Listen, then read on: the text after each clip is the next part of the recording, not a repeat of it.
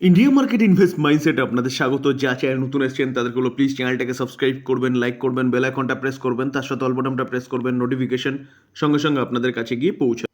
Nifty ফিফটিকে দেখলে দেখা যাবে নিফটি আজকের দিনে 0.11% একটা ডাউন সাইড মুভমেন্ট দেখিয়েছে, যেখানে যেখানে কন্টিনিউয়াসলি 1%-এর ওপরে পড়ছিল, সেখানে 0.11% মনে হয় যেন একটা স্বস্তি দিয়েছে আমাদের মার্কেটে। তার পাশাপাশি আমরা যদি স্মল ক্যাপ এবং মিড ক্যাপ ইন্ডেক্সকে দেখি, সেই দুটো ইন্ডেক্স কিন্তু ভালো ছিল। অর্থাৎ বলতে পারেন যে প্রায় সবার পোর্টফোলিও হয়তো আজকে পজিটিভ ক্লোজ দিয়েছে। তো এই জায়গায় দাঁড়িয়ে কিন্তু নিফটিকে নিয়ে একটা ভালো নিউজ পাওয়া যাচ্ছে। চলুন নিউজটা কি পাওয়া যাচ্ছে সেটা একটু দেখি। দেখুন স্যার, আমাদের মার্কেট পড়ছে কেন?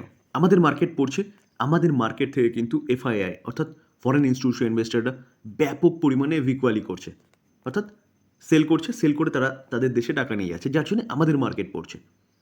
তো স্যার, রামদেব আগরওয়ালকে মতিলাল ওসওয়ালের কোফাউন্ডার।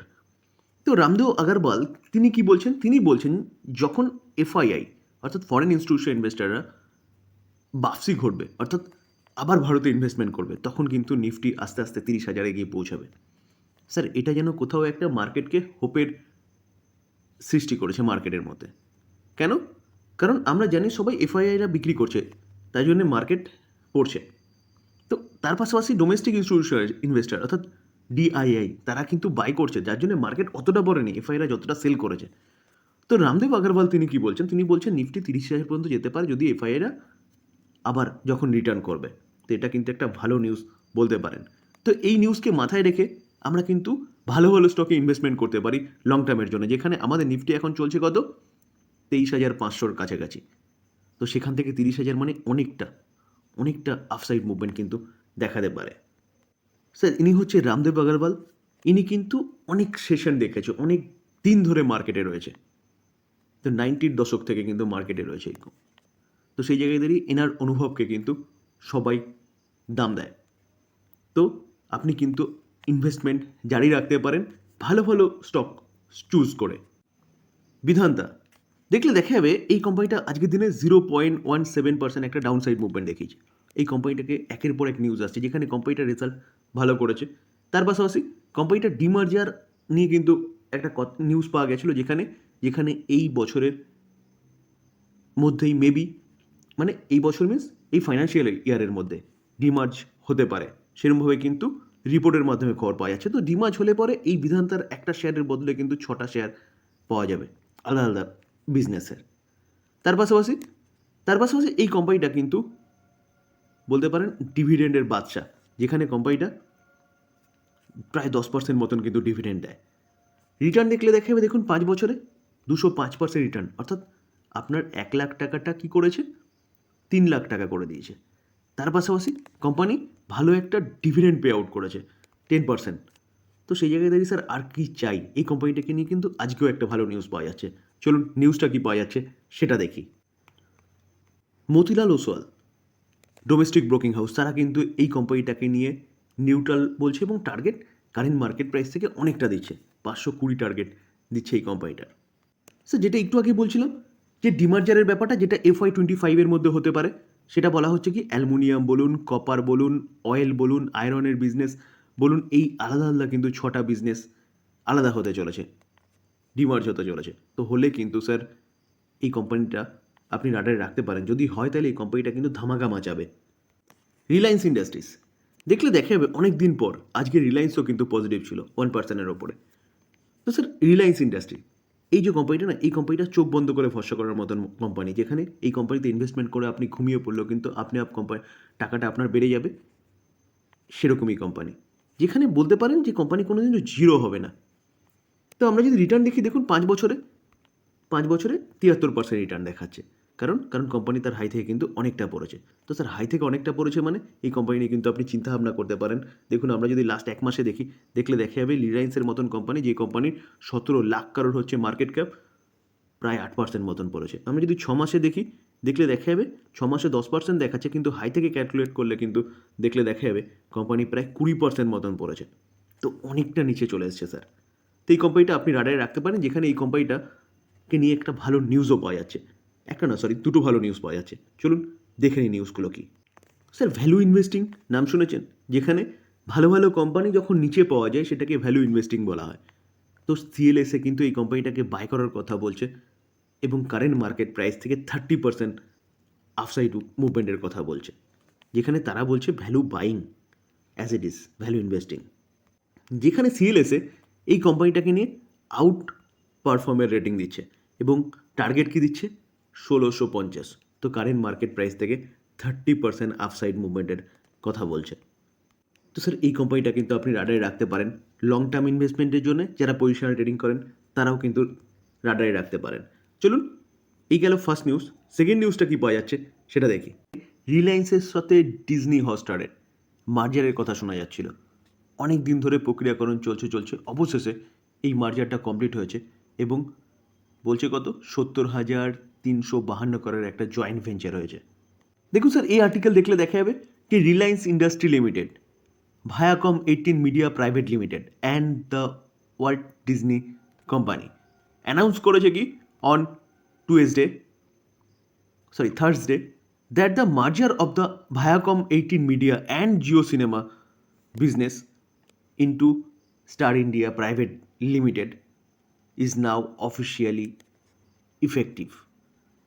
তো স্যার যেটা একটু আগে বললাম যে বহু প্রতীক্ষিত নিউজের অবসান ঘটেছে। তো স্যার ফায়দা কার বেশি হবে? অবভিয়াসলি রিলায়েন্স ইন্ডাস্ট্রির। তো রিলায়েন্স ইন্ডাস্ট্রিও কিন্তু এই কারণে আপনি রাডারে রাখতে পারেন, যেখানে একের পর এক কিন্তু ভালো নিউজ এই কোম্পানির জন্য পাওয়া যাচ্ছে। Sir RBI should definitely cut interest rate, says Piyush Goyal. Sir যেখানে আমরা ইনফ্লেশন দেখছিলাম কন্ট্রোলের বাইরে চলে গেছিলো, বিভিন্ন মিডিয়ার মাধ্যমে আমরা খবর পাচ্ছিলাম, রিপোর্টের মাধ্যমে, যে এই ইনফ্লেশন আউট অফ কন্ট্রোলে যাওয়ার জন্য হয়তো ডিসেম্বরে যে এমপিসির বৈঠক হতে চলেছে সেই এমপিসির বৈঠকে রেট কাট নাও করতে পারে আরবিআই, যার জন্য আমরা দেখেছিলাম যে গতকালের মার্কেট খুব বাজেভাবে পড়েছিল। তো সেই জায়গায় দেখি পীযূষ গোয়েল বলছে, আমাদের বলতে পারেন ইউনিয়ন এক মিনিস্টার, তিনি কি বলছেন? তিনি বলছেন যে রেট কাট করতে পারে আরবিআই। তো স্যার কোথাও যেন একটা আশার আলো আবার জেগে উঠেছে। স্যার ডিসেম্বরে এমপিসির শিডিউল কবে হবে?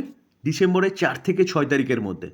তো স্যার 4 থেকে স্টার্ট হবে, 6 তারিখে ক্লোজ হবে এবং 6 তারিখে কিন্তু আমরা আউটকামটা পাবো।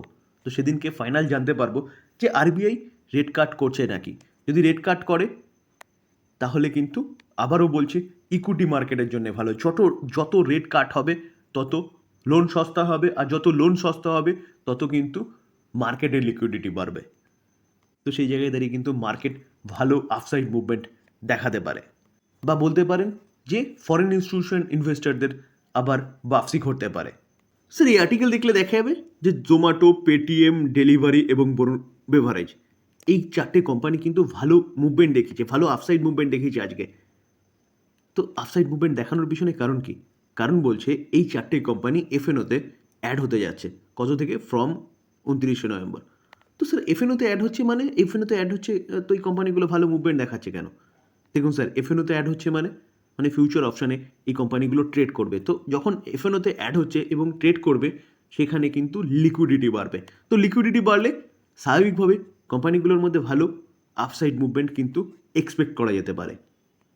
তো স্যার এই কারণেই কিন্তু আজকে এই কোম্পানিগুলো কোনো এক সময় 4% মতন একটা ভালো আপসাইড মুভমেন্ট দেখিয়েছে।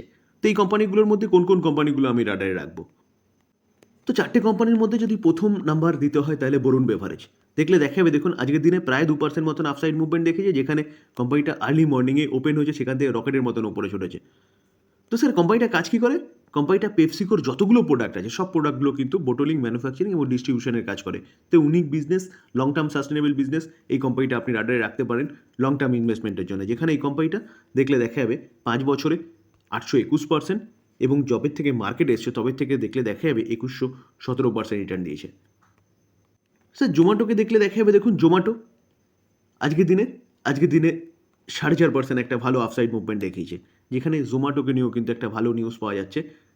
এই নিউজটা তো আছে, তার সাথে আরেকটা কি নিউজ, যে নুভামা একটা ব্রোকিং হাউস, তারা বলছে যে কি জোম্যাটো, যেটা আমি ফার্স্ট ভিডিওতে আলোচনা করেছিলাম, যে জোম্যাটো নিফটি 50 রিব্যালেন্সিংয়ে নিফটিতে এন্ট্রি করতে পারে। তো সেই জায়গায় দাঁড়িয়ে স্যার দুটো নিউজের জন্য কিন্তু আজকে এই কোম্পানিটা ভালো আপসাইড মুভমেন্ট দেখিয়েছে। একটা কি এফএনওতে অ্যাড হতে চলেছে, এবং যে ফেব্রুয়ারিতে যে অ্যানাউন্সমেন্ট হবে, সেই অ্যানাউন্সমেন্টে মেবি হয়তো এই কোম্পানিটা নিফটি ফিফটির পার্ট হতে পারে। এখন দেখার বিষয়, সেটা এখনও বহুত দেরি। তো এই কোম্পানিটা business well and good, long term sustainable business, কারণ মানুষ দিনে দিন অলস হচ্ছে এবং ঘরে বসে যখন পেয়ে যাচ্ছে তখন কিন্তু এই কোম্পানিগুলোর বিজনেস আরও বাড়তে চলেছে, যেখানে অলসতার জন্য কিন্তু মানুষ এখন নিজের পছন্দের রেস্টুরেন্ট থেকে জোম্যাটোর মাধ্যমে খাবার দাবারকে কী করছে, আনিয়ে নিচ্ছে। তো বিজনেস বাড়ছে, কোম্পানির প্রফিট বাড়ছে কন্টিনিউয়াসলি, তার জন্য কিন্তু কোম্পানিটা ভালো মুভমেন্টও দেখিয়েছে। লাস্ট 1 বছরে 124%, লাস্ট 5 বছরে দেখলে দেখা যাবে 114%। কিন্তু কোম্পানি কামব্যাক করেছে কিসের জন্য? কোম্পানি যখন থেকে প্রফিটেবল কোম্পানিতে পরিণত হয়েছে। তো এই কোম্পানিটাও কিন্তু আপনি রাডারে রাখতে পারেন লং টার্ম ইনভেস্টমেন্টের জন্য। তো স্যার, 4টে কোম্পানির মধ্যে এই দুটো কোম্পানি কিন্তু বেস্ট কোম্পানি, যেখানে পেটিএম বিজনেস মডেল ভালো, কিন্তু কোথাও যেন পেটিএম ঠিক ইনভেস্টমেন্টের জন্য নয়, আর ডেলিভারিও কিন্তু ইনভেস্টমেন্টের জন্য নয়। তো এই কোম্পানি দুটো কিন্তু আপনি রাডারে রাখতে পারেন। ডিসক্লেমার দিয়ে রাখি, কোনো বাই রেকমেন্ডেশন নয়। নিউজ পাওয়া যাচ্ছে, সেই নিউজগুলো নিয়ে আলোচনা করলাম, লার্নিং পারপাস। বাই করবেন, নিজে অ্যানালাইসিস করবেন, তারপরে যদি আলোচনা ভালো লাগে, যারা চ্যানেল নতুন এসেছেন তাদেরগুলো প্লিজ চ্যানেলটাকে সাবস্ক্রাইব করবেন, লাইক করবেন, বেল আইকনটা প্রেস করবেন, তার সাথে অল বাটনটা প্রেস করবেন, নোটিফিকেশন সঙ্গে সঙ্গে আপনাদের কাছে গিয়ে পৌঁছবে। থ্যাংক ইউ, ভালো থাকবেন।